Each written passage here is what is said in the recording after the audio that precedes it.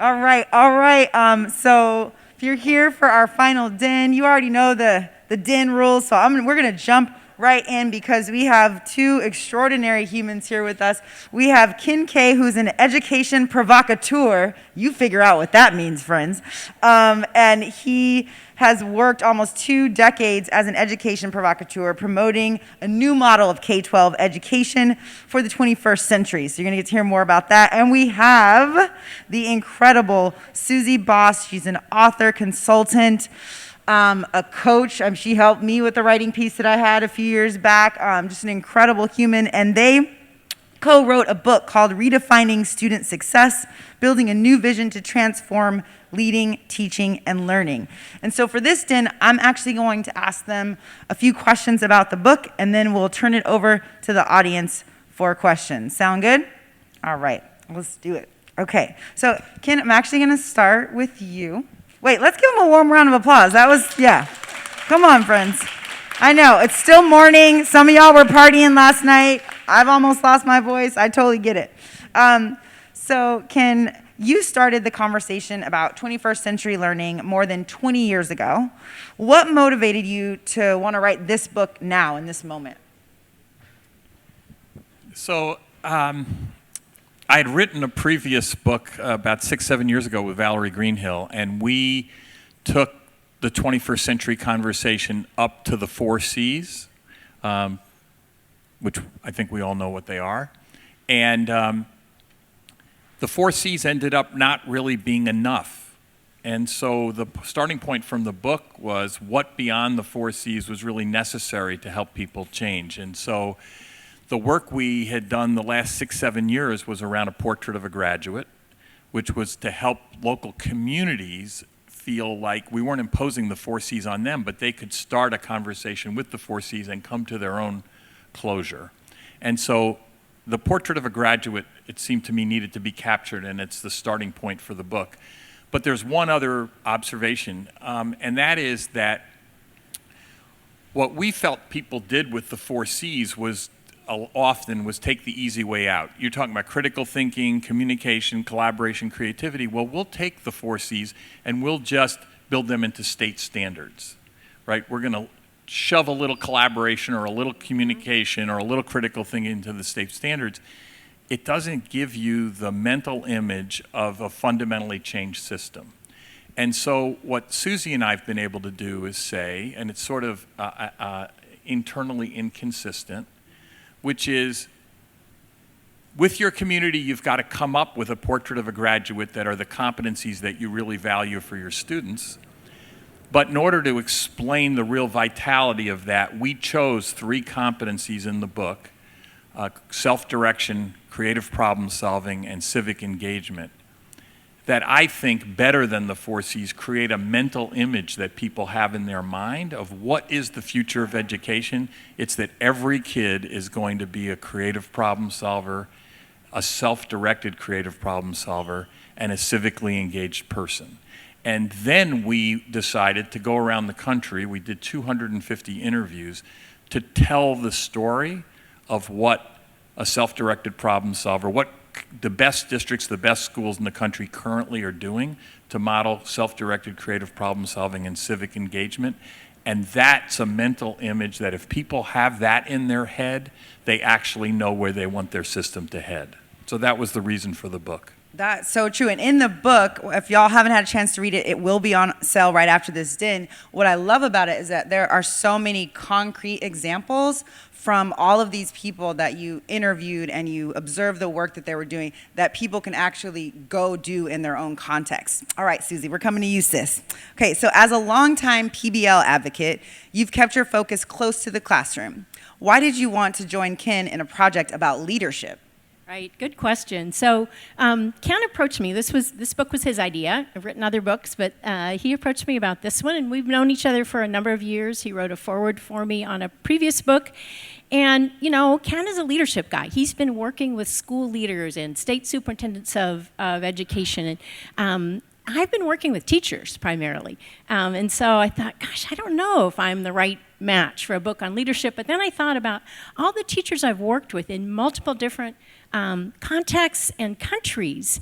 And over and over again, I've seen a group of really fired up teachers get off to a great start around project-based learning or some other methodology that really has potential to transform everything for their students. And if there's a change at the top, and if the new leadership doesn't get what they're up to, or if there's pushback from parents because they don't know, ooh, what are you doing with my kids? Why are my kids doing this? It can just crumble. The best intentions and the best hard work can just become, oh yeah, we tried that. That was a pilot that didn't work. And so I thought, and the other thing I will say that as a writer, I like to go into a book project with questions. Some people will write about things that they know really well, and I respect that. But for me, a really good book project is a chance to investigate and interrogate some questions. And, I think there were some good questions here for us to explore together. And so I said yes, and then I will just... Thank God. At a great cleverish, but I will just add one footnote. I said yes in maybe late 2019. We were going to get this kicked off. Ken was transitioning, and I was wrapping some things up. We thought, we'll get started in early 2020. Anybody know what happened in early 2020, right? So all the field work we were going to do turned into 200 and some Zoom conversations. So this conference, first time Ken and I have seen each other since 2019 in person. Wow. So it's been a wild ride. We've written the whole book on Zoom. On Zoom. Well, we're happy that we could reunite the two of you here on our Den stage. So can you tell us, while you were writing the book, other than the unexpected thing that you just shared, that it ended up being all on Zoom, was there anything else that just, like you said, you go into things just trying to investigate and ask questions? Was there something surprising or unexpected that happened? Well, actually, we obviously plotted some of the parts of the book ahead of time that we wanted to write about. But one part of the book that we didn't, that just came up through the interviews, was this notion of a green light culture.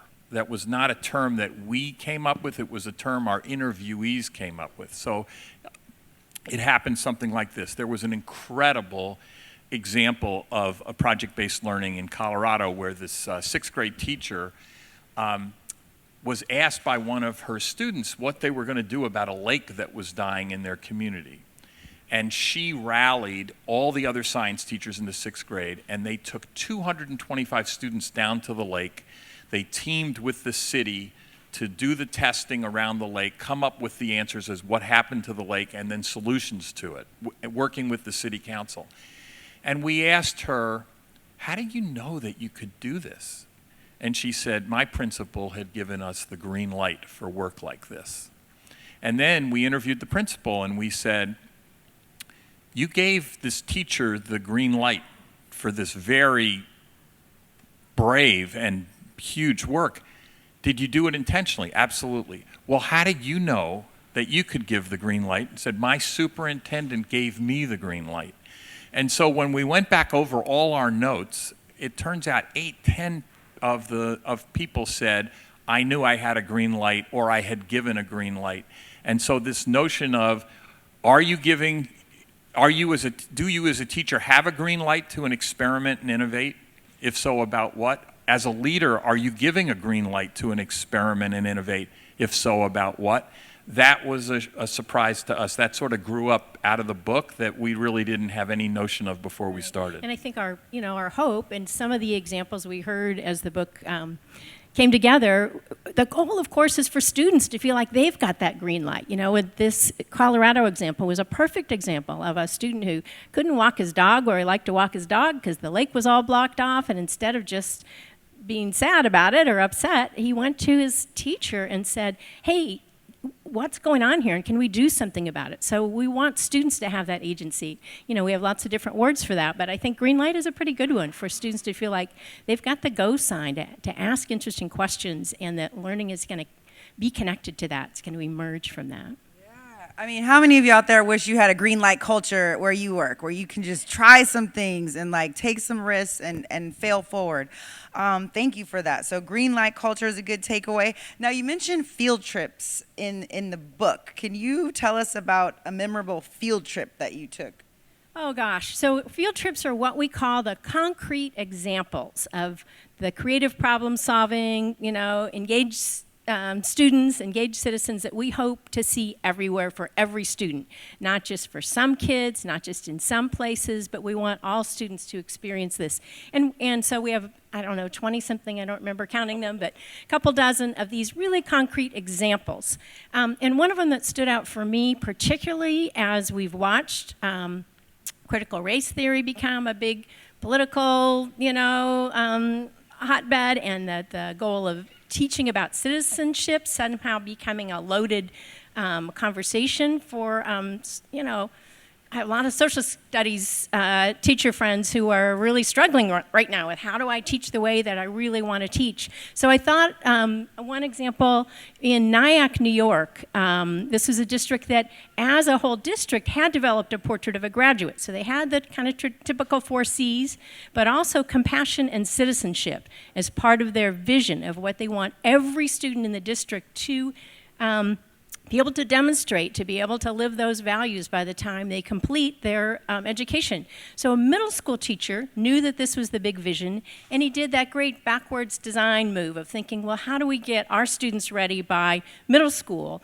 to what's the kind of developmentally appropriate thing for them to be able to do by 8th grade? And he started an 8th grade capstone project around citizenship, where the goal was not to learn about citizenship in the abstract, but to really study a problem that you care about, that you can get your hands around locally. It may connect to something regional, national, global, but you want to be able to engage locally with this issue and come up with an action plan. So he came up with this idea for the 8th grade capstone, and he got a lot of teachers saying, oh, I don't know, full plate, full curriculum, got our unit plans, I don't know where this is going to fit in. So the prototype year was around kids who wanted to do it. We're going to create time and space for you to do this, and some mentoring from teachers who are willing to help you in this work. It wasn't mandatory the first time, but the principal was really wise in doing a share your learning event, to borrow a phrase from here, and had an exhibition for students to show the other kids, the younger kids in their school, what they had done in their capstone projects. So typical exhibition style set up in the auditorium, and the principal asked to have all the exhibits left up because after school, he walked the entire 8th grade faculty through those exhibits and said, what do you notice? What's the evidence of learning that you see here? And so guess what's happening? The math teacher is saying, oh my gosh, they're doing data analytics for this project about, racial profiling in the police system. And, someone else is noticing the science content over here and social studies. So the teachers get really excited and embrace this and say, we've got to, this has got to become part of the core. We're going to do this in every class. We want some time over the summer to spend on professional development. How do we scaffold this? How do we support students so it reaches every student and now? So that one for me just really resonated. Yeah, Ken, I do want to get your answer, but this is such a great example, and we've seen that happen. Mari and I work with some schools around here where you don't need the whole school to want to do something like a project-based learning exhibition. We worked with one school, and there was just one teacher.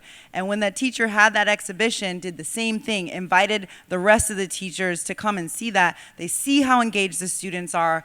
They're like, I want to do that. And then the next year, the entire school is putting on an exhibition, right? So we don't need to have everybody, right? If you just start with like 1 or 2 colleagues that are ready to do something different, I'm seeing some head nodding, maybe y'all are doing that in your context, but that's all it takes. Ken, what about you for field trips? Well, there's several, but there's this issue of civic engagement. The book has come out, it was written and is coming out in a time where we're all scratching our heads about where's the country going to go and how are we going to restate the case for the importance of having our kids engaged civically. And one of the stories really brought this home to me because it's in a context you wouldn't expect it. So this district has a civic engagement requirement in the 1st grade. And the kids are supposed to get involved, but in a way that is meaningful to them. So the faculty asked them, what is it that you want to work on to give back to your school? And the answer back was, we really want to reform orientation for kindergartners. And they say, you what? Why? He says, well, because your orientation last year was so scary. We want to redo orientation so that the kids coming into the school aren't as scared as we were. Literally. And so the kids actually wrote an orientation book for kids and taught the orientation session from the premise of this isn't as scary as the adults would have you believe. And we can explain to you why you shouldn't be so scared coming into this school. So it's awesome from so many perspectives, from a self-direction perspective, but it is an example of civic engagement. What can I do to give back to my community? And I think we have such a polarized sense of civic engagement in the country right now that to go back, particularly in the early years, and explain to people what does giving back to your community look like? How do you empathize a problem you had? It's such a great, touching example. How do you empathize around a problem you have and try to make it better for the next generation of kids? So, I think we shared with you that was one of our Goosebumps stories.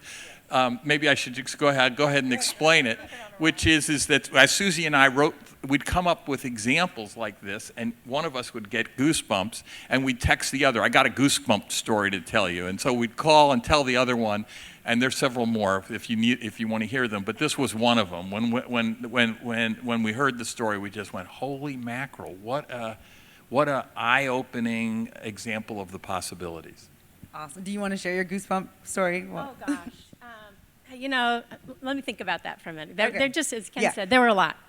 No problem. You think about it. We're going to turn it over to Q&A in a second, but I did want to hear each of your favorite quote from the book that you wrote. Oh, I guess I will share one from the example I just shared of the middle school principal. I think David Johnson is his name, in Nyack, New York, and he said, our young people don't turn into citizens when they're 18. They're citizens right now. So that really stuck with me. Well, I have two. So one is my grandson. He made it into the book, and there's a field trip involving a class around. They're doing Shark Tank for proposals to improve a 501c3 in their community, and I interviewed him we interviewed the teachers, we interviewed the principal, and then I decided to call him back. This was like 2 years later. And I said to him, how did you feel about that teaching experience? He says, they made me stay in my lane, but within that lane, they gave me a lot of freedom, which I thought was really an interesting observation about how he looked back at what was a good teaching experience for him. The other quote, though, that I wanted to bring up at a leadership level was a quote from a school board. And they had hired a new superintendent who was a numbers person out of the local regional support agency, and he was known as a numbers guy.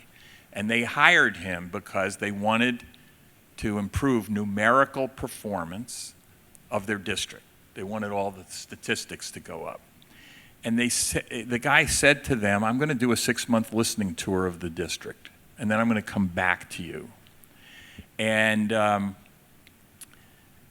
he said to him, look, I know you hired me as a numbers guy, but we're at a fork in the road now because I'm about to ask you as a district what kind of a superintendent you want me to be. Do you really want me to be the numbers guy that you hired? Or as I listened to your district for 6 months, they're really looking for something bigger, more important, which is how do we identify the goals other than state testing that matter for your students and your kids? And the quote back from the school board was, we want you to do something bigger than numbers. And they, as a school board, they have stopped getting numerical reporting from him on test results and asked him every month, every quarter, to give them the results on the things that really matter. And so that's sort of the book. It was really an attempt to help educators really develop a vision that takes them away from test taking to some bigger vision. And when you find a school board or a leader that sort of sees that moment, seizes that opportunity, it's very powerful. And that's got to happen over and over and over again. That's got to be replicated thousands of times over before we're really going to get education on, to look like High Tech High. And just to follow on that, maybe one of my goosebump moments was talking with one of these bold leaders who had a revelation. I won't go into the whole backstory, but he had a revelation that all the wonderful work his district had been doing to knock out great test scores after great test score report cards wasn't really adding up to a whole lot. He had a student really challenge him about, what's the point of all this? And he kind of had one of those moments and started digging in with his district on where is it we're going, and they arrived at this goal of more authentic learning, really investigated what does it mean to have authentic learning experiences for our students? How do we teach to that? And he went to it's not a huge district, but big enough. He went to every single teacher and said, look, I'm going to double professional development time because there's a lot we've got to learn together to figure this out. And if our state test scores drop, I've got your back. That's on me. That's not your fault. And just thought, wow, that gave me goosebumps. That's the kind of leadership. If you're going to lead for transformation, you've got to be the one saying, I'm going to open the doors, and I'm also going to have your backs as you go through these doors. And both of those goosebumps circle back to that green light culture from the school board, right, from superintendents. All right, so we are going to turn it over to you. Alec is going to be coming around with the mic for Q&A. Thank you so much for all of your words of wisdom. I have a question in regards to kind of that green light, which we're all talking about with green light. What advice do you have for teachers, instructional leaders, instructional coaches to kind of assist with if that green light is not necessarily there, or I don't know if I'm wording that correctly. We're in a district where a lot of our summative evaluations are tied into testing scores. And so we talk about students having that environment where it's okay to fail, but then with teachers, it's kind of like it's tied into their evaluations. So we have a lot of teachers that are scared to go outside of the rigid resources that they're given to do project-based learning or different things like that. So do you have any advice for those teachers that don't necessarily have that control and they trying to stay within their loci of control, basically?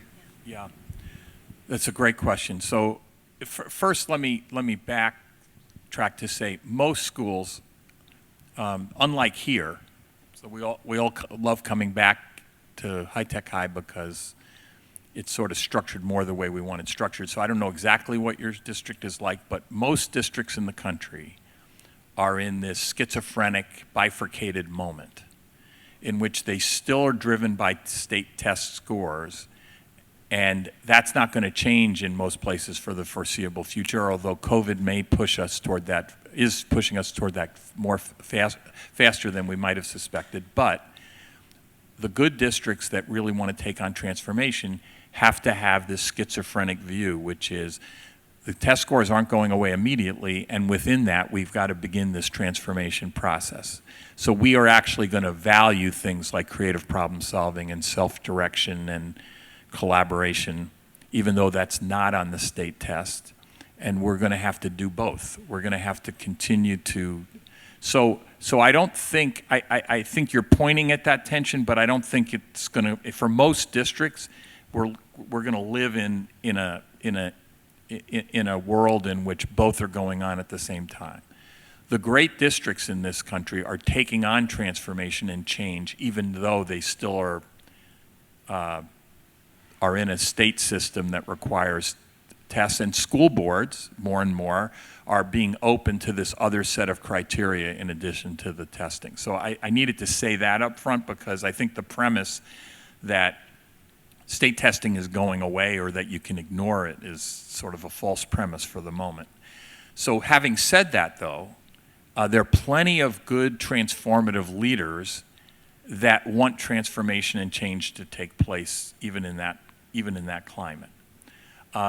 So the question, I think, I'll try to work it both ways. The question for teachers to ask is, and we'll talk about this for ease of sake purposes. Let's talk about project-based learning because it's the easiest, most tangible tactic that we all want, is are we really free to engage in project-based learning, and does our principal have our back? Does our superintendent have our back? When we leave a conference like this and we see what we see, are we going to have the kind of support? So I do think it's fair within your department, within your school, to ask the question, and it's a perfect question to ask when you get back, do we have a culture that will support project-based learning here? And are we going at this on our own as individual teachers, or are we going to get the support of our department and the support of our principal for nurturing a climate of project-based learning? And I think over the last 2 years, the climate's changing, continuing to change to be more supportive of it, but I think it's a reasonable question for you to bring up. And I've done some facilitating of this question since the book came out, with groups of teachers and their principal and their superintendent at the table together. And they're having very candid conversations about, do we have a green light culture to experiment and innovate? And if so, around what?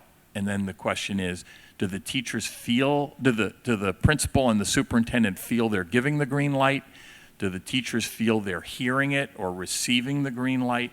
And I think that conversation, do we have the green light to experiment around PBL or something else, is a really good conversation for you to have, to sort of say, I'm coming back wanting to do PBL, but I also want to know that you have my back when I do it. Yeah, I think I feel your pain.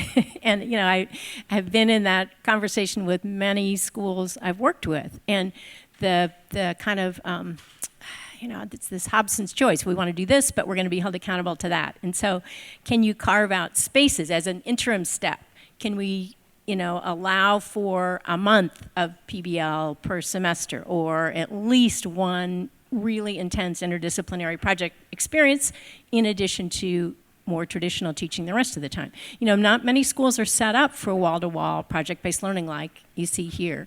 So I think a lot of schools are having to create these, both and systems where you're doing some things in a more traditional way, but where the project opportunities then become those chances to really go deep. There's content we really want to go deep in. We're going to have to do the coverage thing, and we'll just do that because that's where we're at and it's expected. That's the system we're living in right now. But we really want to go deep in particular areas. And this project we have in mind for this semester, next semester, that's the chance where we're going to go toward transfer and application and really take it deep. And, we know that those experiences are the ones that students are going to remember, not just for the test, but beyond. They're going to be able to use that in new situations and in, new circumstances. So it's tough. And I think another thing I would encourage your school leadership to do is read our book together as a book study and talk about it. It gives them lots of examples of how have other districts gone about this.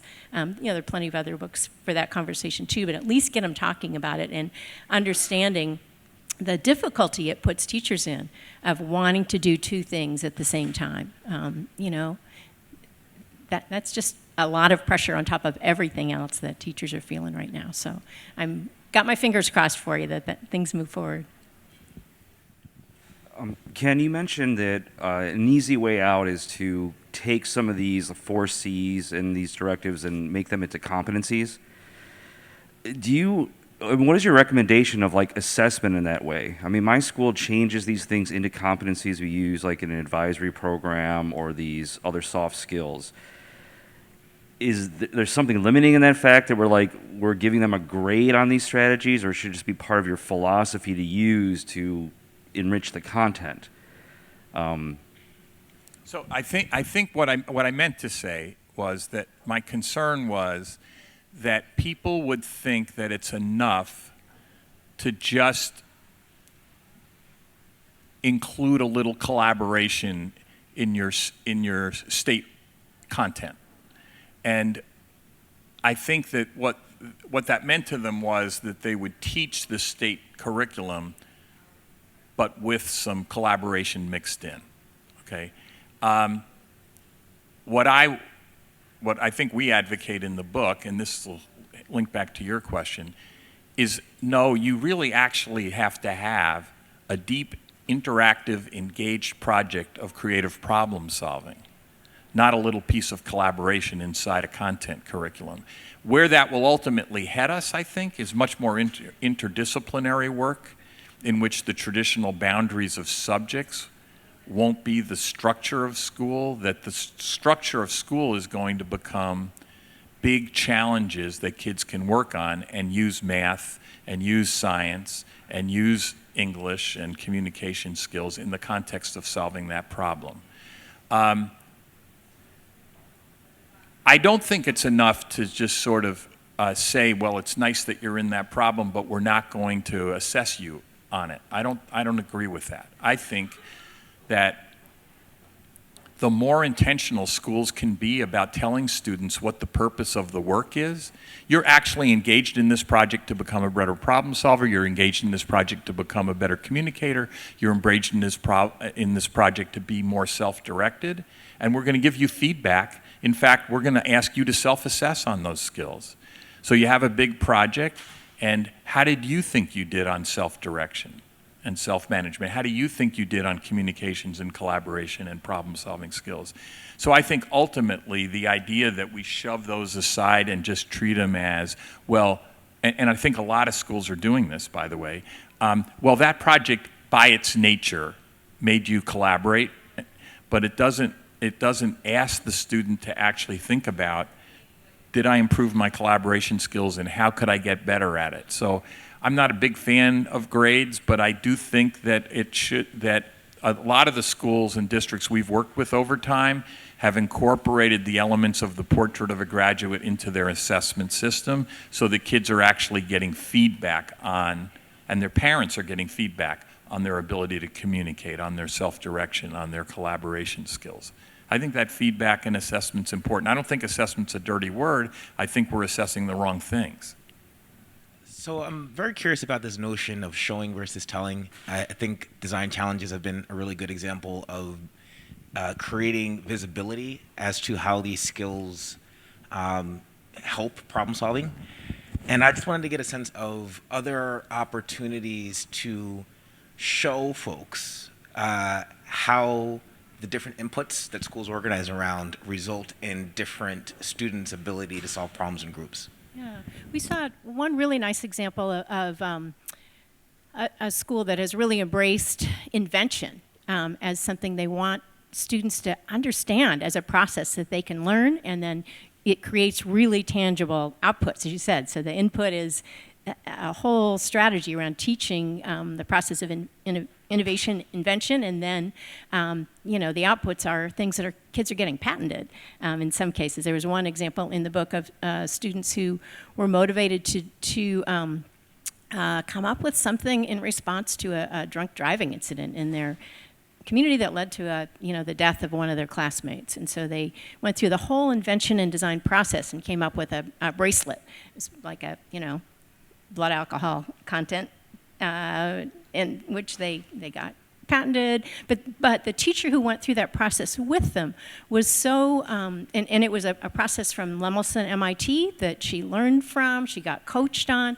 Now she has brought that, everything she's learned to the entire school. So it's not just now one group of kids who went through this wonderful experience, like you sometimes see with design challenges. Oh, we had a team of kids who learned all about design thinking because they did this challenge. No, now they've got everybody in the school learning what it means to be an inventor. If you want to learn more about this. You can go deeper, but at least everybody's getting a taste of that and learning that there is a process. It's not some miracle that happens because a light bulb goes on like in a cartoon strip, but you actually go through a process of figuring out what the problem is and how to solve it. So I think there are lots of examples like that where a really powerful idea can spread as you said, as kind of an input. We saw similar things around how geography is being taught with some great resources from National Geography's education outreach around geoliteracy and mapping people and places together and understanding problems that way in terms of how.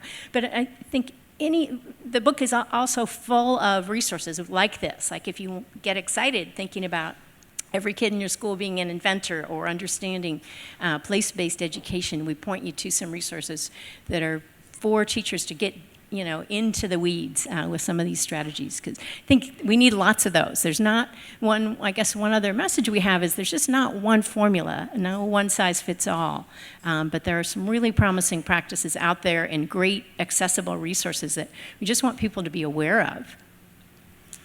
One of the continuums, I think, in the book is, are we asking kids to solve problems that we're interested in, or are we asking kids to solve problems that they're interested in? And I think you'll find both of those around. The Goosebump moments are the moments in which the kids get to decide what the problem is. And the nuance, going back to my earlier example, no teacher ever would have proposed a reformation of orientation for kindergarten kids. There wasn't one adult in that school that would have recommended that as a civic engagement process.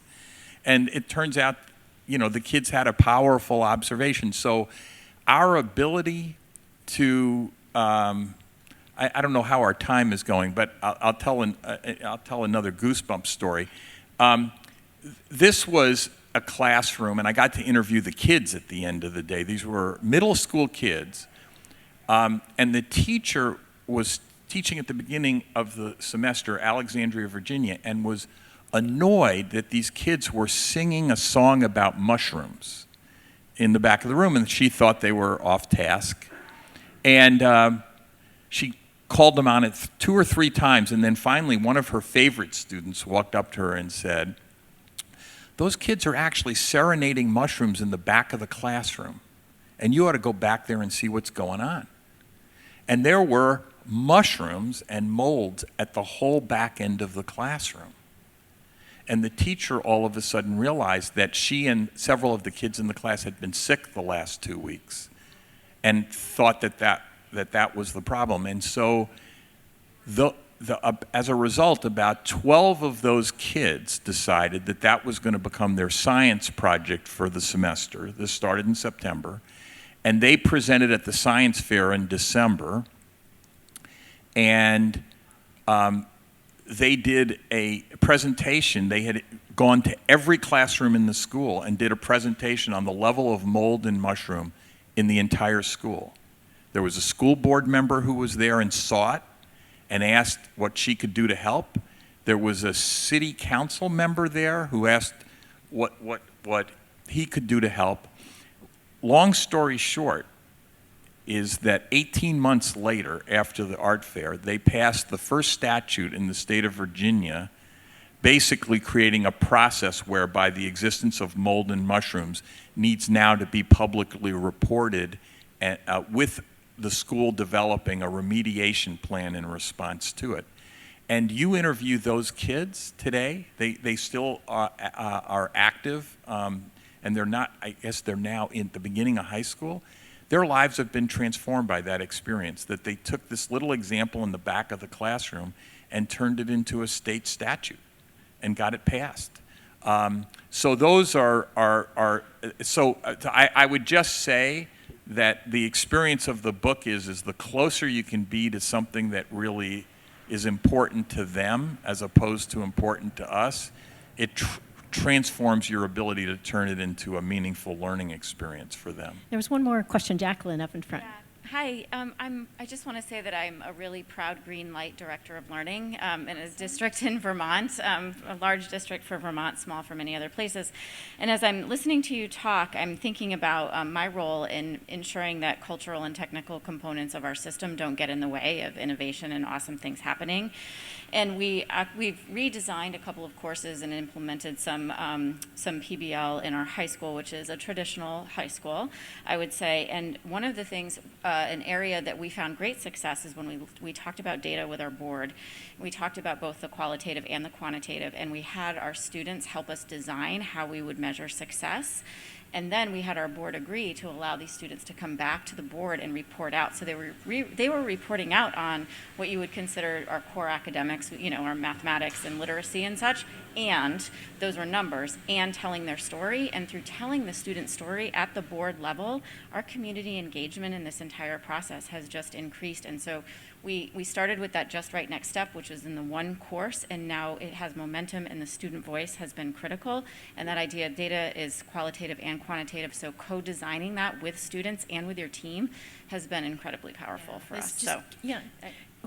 Why would we overlook students, right? And how wonderful when they're part of the solution and moving forward and part of the transformation. Again, more stories and examples of that where students sitting alongside teachers rethinking assessment. What does that mean? What does that look like? What does it look like at different, grade bands? And their voices really carry in public spaces and in school board meetings. So, congratulations for doing that. Ask for that time. What a great story. I think we're about to end here, so I want to put a point on this green light conversation, because some of us have this notion that the green light is for any experimentation or any innovation. And in the great districts, it's really narrowly constructed around the leverage point that really matters. So there could be a green light for PBL. We interviewed one superintendent who's now gone on to become the commissioner of Kentucky since we wrote the book. But he was in a district, he said, I had a district that had a high-tech high school, a Asia Society high school, we had 7 or 8 flavors of different innovations in the district. And I had to figure out how to construct the green light so it had meaning for everybody. And the green light, and I think this will be powerful for all of you given why you're here, the green light in our district was that we were going to put innovation and experimentation around the task that each student was presented with. And therefore, what we're looking for, and we're giving the green light for, is that we want teachers to focus on how do they improve the task that students are being asked to undertake. And that if we do that, it can be in any type of flavor of high school. The task is critical. And my job as leader was to get the entire system to take on the improvement of the student task as our unit of change, and that's what he delivered the green light for.